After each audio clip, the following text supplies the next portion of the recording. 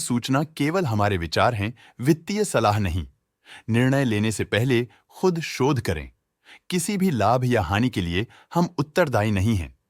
आज हम देख रहे हैं आइशर मोटर्स लिमिटेड के 2025-26 Q1 की standalone financial performance. Starting with the sales, पिछले क्वार्टर से सेल्स में -4% का डिक्रीज हुआ है, मगर कंपनी ने पिछले साल के मुकाबले 16% का सेल्स इंक्रीज रिपोर्ट किया। Expenses -4.5% quarter on quarter decrease हो गए हैं, जो साल भर के 20.5% के राइज के साथ अलाइन करता है। एक्सपेंसेस में डिक्रीज अच्छा है, लेकिन सेल्स में डिक्रीज निराशा की बात है। ऑपरेटिंग प्रॉफिट, जो पिछले साल के कंपैरिजन में 4.5% अप हुआ है, quarter on quarter around -2.5% decrease हुआ है। Operating profit margin OPM annual basis पे -3% से डिक्रीज हुआ है और पिछले क्वार्टर के कंपैरिजन में 0.5% से इंक्रीज हुआ है। एक्सेप्शनल आइटम्स को ऐड करके अदर इनकम पिछले क्वार्टर के कंपैरिजन में 86% बढ़ गई, बावजूद इसके ईयरली ग्रोथ 58% हुई है। इंटरेस्ट एक्सपेंसेस पिछले क्वार्टर से -22.5% डाउन हुआ, लेकिन ईयर ओवर ईयर इंक्रीज 48% हुआ है। डिप्रिशिएशन कॉस्ट्स में क्वार्टरली -1% का डिक्लाइन देखने को मिला और ईयरली बेसिस पे 17.5% का इंक्रीज देखा गया। प्रॉफिट बिफोर टैक्स एनुअली 18.5% बढ़ा, लेकिन प्रीसीडिंग क्वार्टर से 20% बढ़ा है। इस साल कंपनी ने 24% टैक्स पे किया और क्वार्टरली कंपनी ने 23% टैक्स पे किया है। नेट प्रॉफिट ने ईयर ऑन ईयर 20% का इंक्रीज दिखाया, लेकिन लास्ट क्वार्टर से 16% का इंक्रीज हुआ है। इस क्वार्टर में कंपनी का परफॉर्मेंस ठीक रहा, ऑपरेशनल एफिशिएंसी में कुछ सुधार हुआ है। वहीं अगर एनुअल एनालिसिस की बात करें तो इस साल कंपनी का परफॉर्मेंस अच्छा रहा। अर्निंग्स पर शेयर EPS में साल भर में 8% का इंक्रीज देखा गया, लेकिन क्वार्टरली में 16% की बढ़ोतरी भी नजर आई। इस क्वार्टर में कंपनी का EPS ठीक रहा, ऑपरेशनल एफिशिएंसी में कुछ सुधार हुआ। आइशर मोटर्स लिमिटेड के फाइनेंशियल स्नैपशॉट को रिव्यू करते हुए कुछ मुख्य ट्रेंड्स सामने आए हैं जो कंपनी की परफॉर्मेंस पे रोशनी डालते हैं। जून 2022 से जून 2025 तक आइशर मोटर्स लिमिटेड की फाइनेंशियल जर्नी में सबसे पहले बात करते हैं सेल्स की।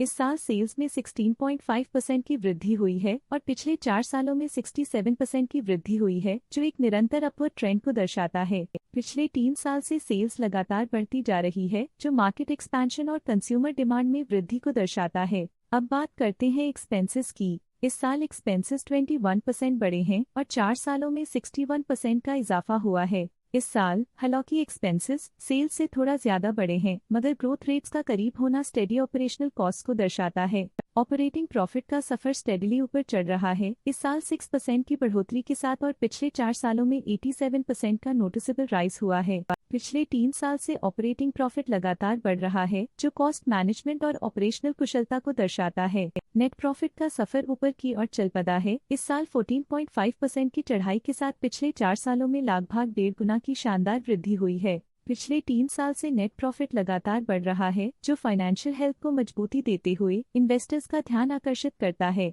इस साल EPS में -14% की कमी के बावजूद लंबी अवधि में देखा जाए तो 77% की मजबूत वृद्धि हुई है। इस साल EPS में कमी आने के बावजूद पिछले सालों की ग्रोथ कंपनी की मजबूत ओवरऑल परफॉर्मेंस को अंडरलाइन करती है। चलिए अब बात करते हैं शेयर होल्डिंग पैटर्न की। आइशर मोटर्स की शेयर होल्डिंग रिपोर्ट्स कुछ इस प्रकार की हैं, जो अननोन 2025 के तक चलता है। ये रिपोर्ट कंपनी के शेयर्स की डिटेल्ड जानकारी देता है, जिसमें promoters, promoter groups, foreign investors, public investors और सरकारी एंटिटीज शामिल हैं। प्रमोटर्स शेयर होल्डिंग 2025 के में 49.08% से 2025 के में 49.07% तक डिक्रीज हो गया। ये डिक्रीज दिखाता है कि इस टाइम पीरियड में कंपनी पे प्रमोटर्स का कंट्रोल कमजोर हुआ है। पब्लिक द्वारा हेल्ड शेयर्स का परसेंटेज 9.26% से इंक्रीज होकर 2025 के में 9.34% तक का इंक्रीज से देखा गया।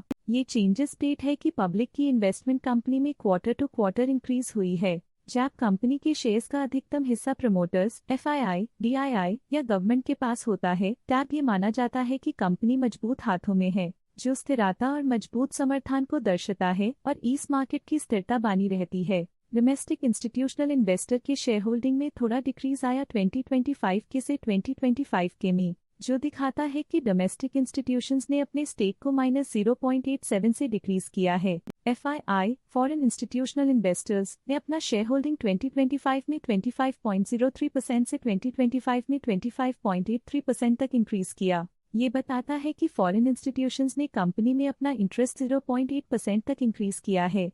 ये था कंपनी का करंट शेयर होल्डिंग पैटर्न। चलिए देखते हैं कुछ इंटरेस्टिंग DII डील्स जो हाल ही में कंप्लीट हुई। 14 जुलाई 2025 को the MTBJ limited as trust for government pension investment fund MTBJ 4000045849 ने 37.1 शेयर्स खरीद लिए 5,612 रुपीस पर यूनिट के हिसाब से, जिसका टोटल था 20.8 करोड़। 14 जुलाई 2025 को the MTBJ limited as trust for government pension instant fund MTBJ 4000045828 ने 37.1 शेयर्स पोर्टफोलियो से हटा दिए 5,612 रुपीस पर यूनिट के हिसाब से, जिसका टोटल था 20.8 करोड़। इन सभी ट्रांजैक्शन से हमें समझ में आता है कि किस तरह के इन्वेस्टमेंट्स ने इस क्वार्टर में प्रभाव डाला है। अब नजर डालते हैं आइशर मोटर्स के स्टॉक रिकमेंडेशन पे। इस स्टॉक का करंट प्राइस 4,801.6 रुपीस चल रहा है। ICICI सिक्योरिटीज ने स्टॉक की होल्ड रिकमेंडेशन दी थी। उन्होंने स्टॉक का टारगेट प्राइस 5,600 का अनुमान लगाया था। रिकमेंडेशन के समय स्टॉक का प्राइस 5,471.85 चल रहा था, जो करंट प्राइस से 3.5% अप है। जियोजित फाइनेंशियल सर्विसेज ने स्टॉक की बाय रिकमेंडेशन दी थी। उन्होंने स्टॉक का टारगेट प्राइस 5,665 का अनुमान लगाया था। रिकमेंडेशन के समय स्टॉक का प्राइस 4,985.4 चल रहा था, जो करंट प्राइस से 13.6% अप है। प्रभुदास लिल्लाधर ने स्टॉक की बाय रिकमेंडेशन दी थी। उन्होंने स्टॉक का टारगेट प्राइस 5,764 का अनुमान लगाया था। रिकमेंडेशन के समय स्टॉक का प्राइस 5,329.45 चल रहा था, जो करंट प्राइस से 15.9% अप है। EMK ग्लोबल फाइनेंशियल सर्विसेज ने स्टॉक की बाय रिकमेंडेशन दी थी। उन्होंने स्टॉक का टारगेट प्राइस 6,100 का अनुमान लगाया था। रिकमेंडेशन के समय स्टॉक का प्राइस 4,970.7 चल रहा था, जो करंट प्राइस से 26.5% अप है। आज के लिए फाइनेंशियल सेक्टर में इतना ही। देखने के लिए धन्यवाद। स्टॉक लेटेस्ट न्यूज अपडेट के लिए चैनल को सब्सक्राइब करें और वीडियो को लाइक एंड शेयर करें।